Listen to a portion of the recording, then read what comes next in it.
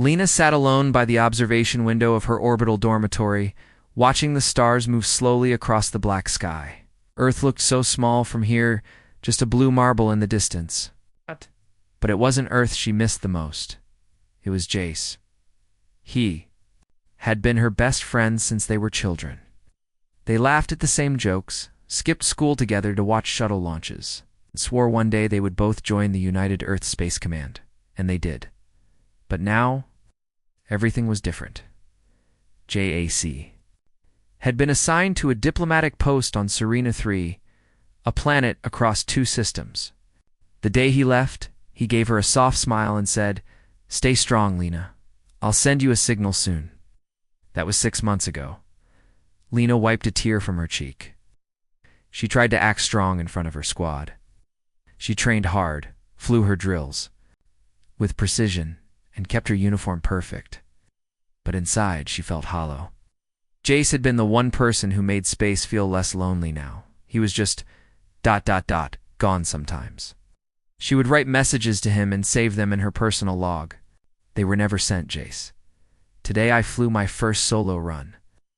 I wanted you to see it. I miss how we used to sneak food into the training pods. Why haven't you sent anything yet?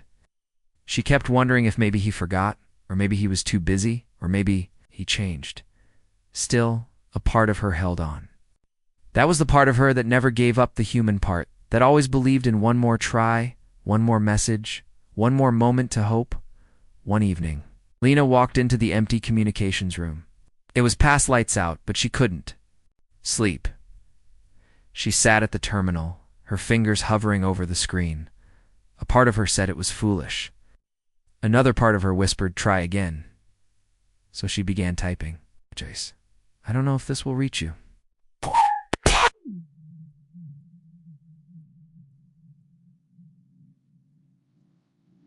Maybe your comms are broken.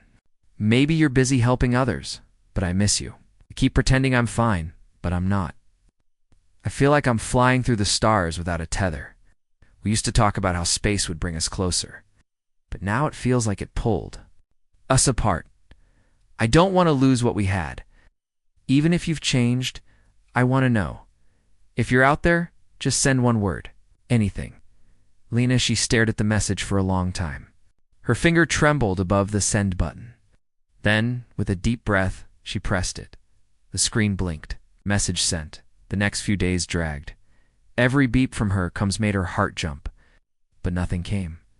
Until one morning, she woke up to her room screen blinking softly. Incoming message. CERY Na-3. Her hand shook as she opened it. "Lena, I didn't know how to write back. I've tried 100 times. I didn't forget you. Things here are hard. The people need hope, and I didn't want to bring my sadness into their lives. But I realize now I needed you more than I thought. You are my tether, Lena. You always were. Wait for me. I'm coming home for a short leave next month. Let's watch the stars together again." Jace. Lena clutched the tablet to her chest. Her heart beat fast, her eyes filled with happy tears. He remembered. He still cared. Outside her window, Earth spun quietly beneath the stars. The galaxy was vast, cold, and often lonely. But for humans, distance wasn't the end. They reached out. They tried. They hoped heaven when it hurt. Lena smiled to herself, feeling something warm grow in her chest. Hope. Maybe that's what being human meant. Believing. No matter how far apart, hearts could still find their way back. The wind howled gently across the metal corridors of the Serena 3 outpost. Jace stood by the wide glass panels overlooking the alien valley below. Tall blue trees danced in the soft wind, and purple light from the twin moons bathed the land in a quiet glow. But even this beauty couldn't warm the ache in his chest. He missed her. He missed Lena. She had been his friend, his partner, and his strength through training, hardship, and dreams of flying together among the stars, leaving Earth. It felt like tearing a piece of his soul out. He hadn't even said goodbye the way he wanted to.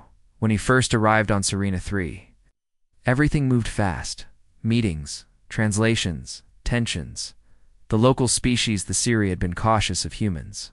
Jace had tried to be a good guest, a good officer, but inside, he felt empty. He kept thinking about Lena's smile. It's the way her eyes lit up when she talked about piloting, how they used to sit under the sky dome at the academy and name the stars. He had received her message. 2 weeks ago, it had hit him like a solar flare. She missed him. She still cared. He had read the message a dozen times, each time feeling the pressure in his chest grow heavier. Why hadn't he sent something earlier? Why had he stayed silent? He had thought it was better this way, safer, easier. He believed cutting the cord would help them both focus. But now, her words echoed in his head like a heartbeat. I feel like I'm flying through the stars without a tether. So did he. But what could he do? He typed dozens of replies, deleted them all. Everything sounded weak or awkward. He didn't want to sound needy or foolish. He was supposed to be strong. He was supposed to be human. But wasn't strength also admitting when you're lost? Wasn't humanity about reaching out again, even when you're afraid? That night, Jace walked to the old communication tower on the hilltop near the settlement. The Siri rarely used it anymore, and he liked the silence there. He activated a private channel, not military, not official, just personal. He looked up at the stars above. Somewhere, far across the void, was Earth and Lena. He closed his eyes and spoke softly. Lena, I don't know if you'll hear this. His voice cracked, but I hear you every day. In my memory, my thoughts. He paused, then smiled. A little, I miss how you always made everything feel possible. Even when the simulations failed, even when the stars felt too far. A soft wind blew outside the tower as if the world was listening. I want to tell you that I didn't forget. I just got scared. Scared of making you wait. Scared I'd disappoint you. He looked at the control screen and hit record message. I don't know if I'm doing this right, but I hope this message reaches you, because I still believe. In us, I still believe that even across galaxies, human hearts can stay connected. He pressed send. Then he sat down in the dark, and for the first time in months, he let the silence hold him not as something empty, but as something that could carry his words across the stars. Days passed. Jace went back to work, but he felt lighter. He had done his part. He had reached out. That was what humans did. They kept trying even in silence, even in space. And then, one evening, while reviewing local climate reports, a blinking light appeared on his comms console. Incoming. Message. Earth base. Liana. He held his breath and played it. Jace, I heard you. Every word. I think about you every day. You don't have to be perfect. Just be here. That's enough. When your leave begins, I'll be waiting under the sky dome. We'll name new stars together. Jace closed his eyes and smiled. In the cold dark of space, warmth still lived in. Messages, in memories, in hope. That was humanity's strength. Not weapons, not ships, but hearts that never gave up on each other. Mira walked into the cafeteria and paused at the entrance. The room buzzed with voices, laughter, and the clinking of metal trays. Everyone looked busy. Everyone looked like they belonged.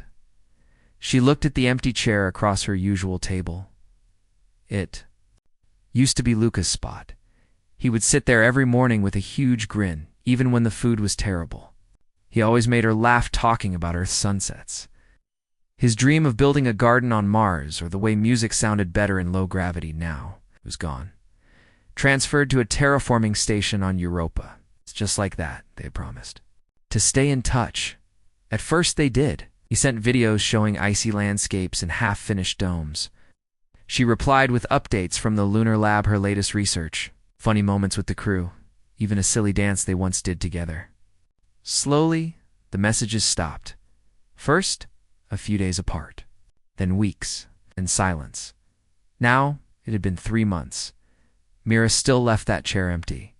She told herself it was out of habit. But deep down, she didn't want anyone else to sit there. It felt like giving up. That evening, she sat in her bunk, staring at the tiny screen on her desk.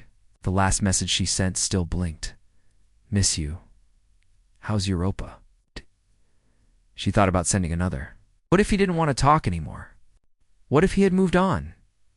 She hugged her knees close and sighed. She wasn't angry at him, just sad that someone who once felt so close could suddenly feel so far. Was this how space worked? Bringing stars together but pulling people apart? Next day, during her shift, Myra helped fix a power relay in the greenhouse sector. The plants were struggling.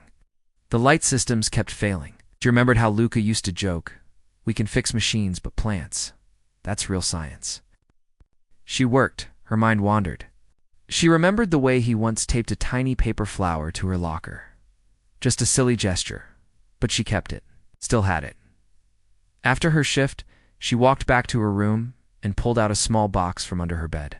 Inside, the paper flower was still there, bit wrinkled but whole. She held it close.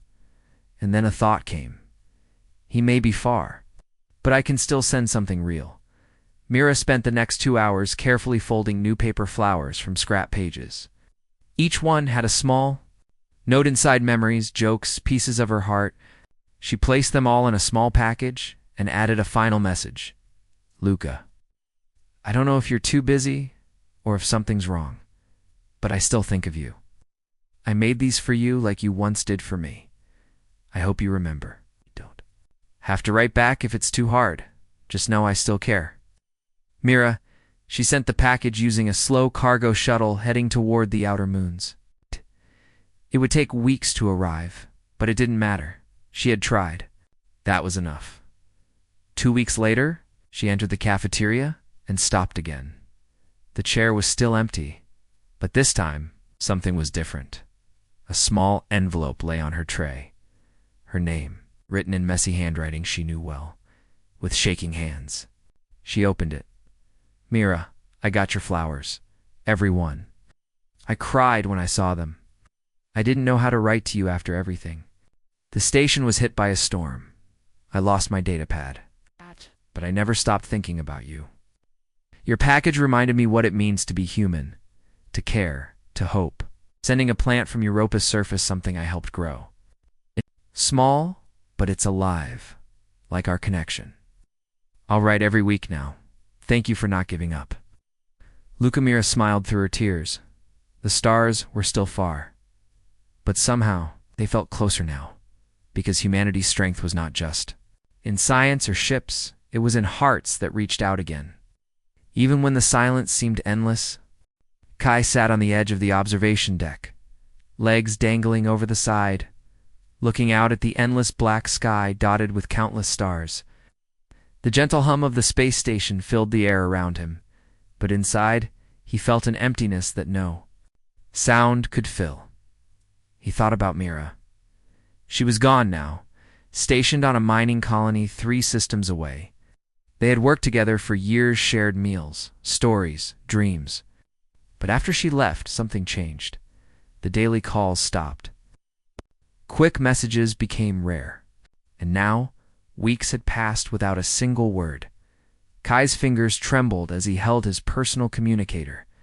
He wanted to reach out, to say something. But what? How do you rebuild a bridge after it's been left to crumble? He remembered there.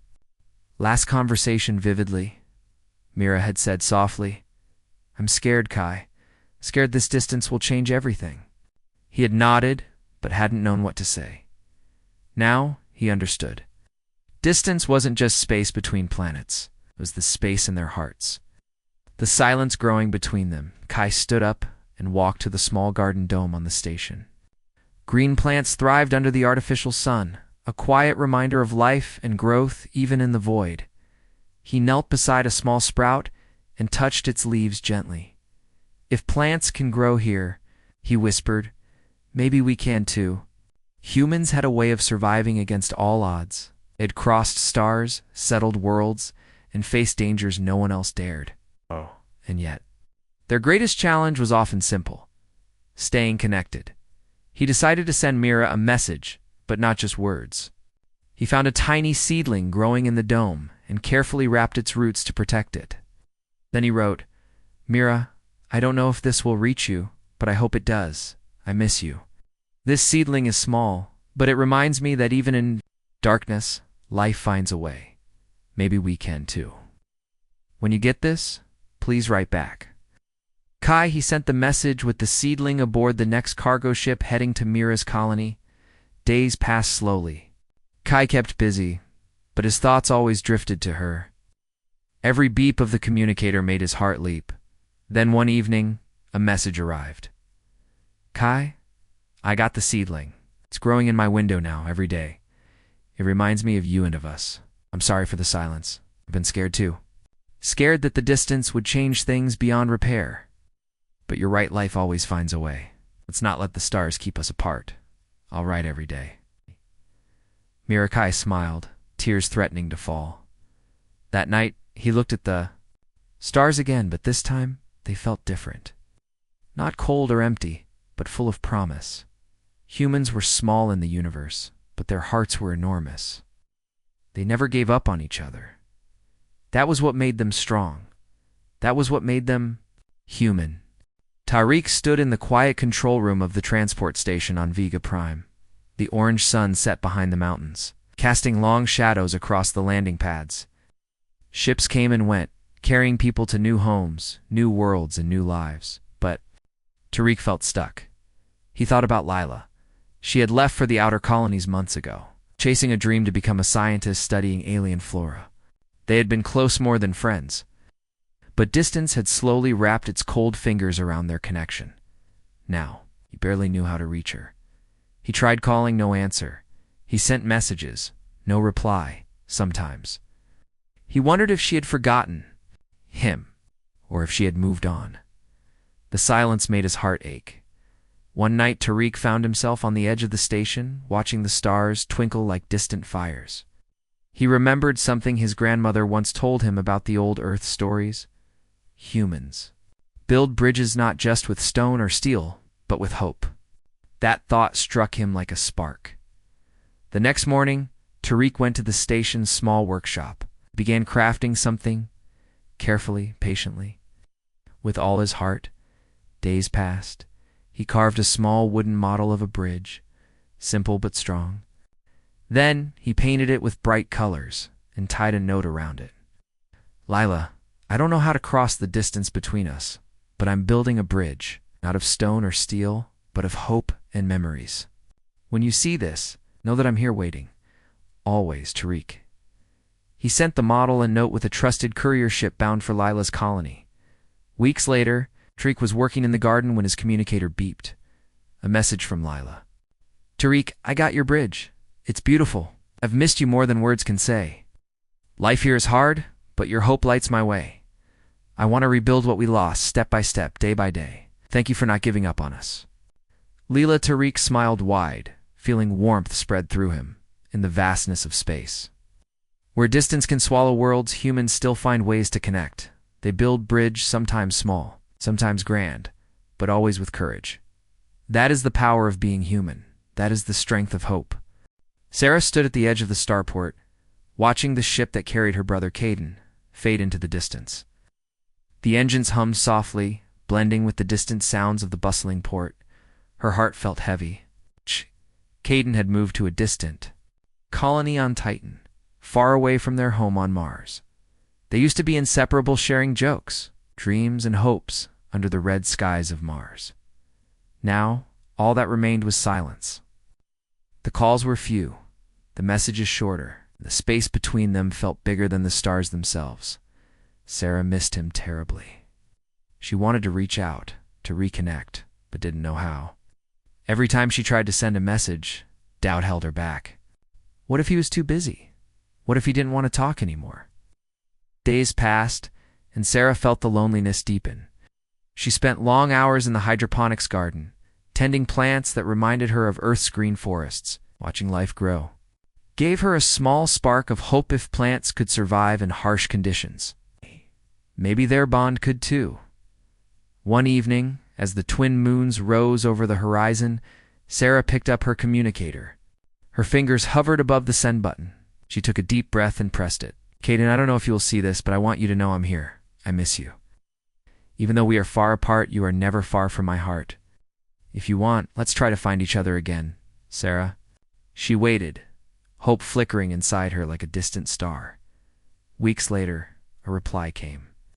Sarah, I've been thinking about you every day.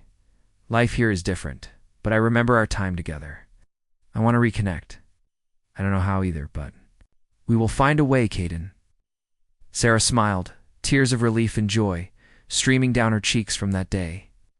Sarah and Caden slowly rebuilt their connection. They shared stories, hopes, and fears. The distance was still there, but it no longer felt like a wall. It was a bridge made of human spirit, patience, and hope. Humanity's greatest strength was not technology or spaceships, but the unbreakable bonds that tie hearts across galaxies.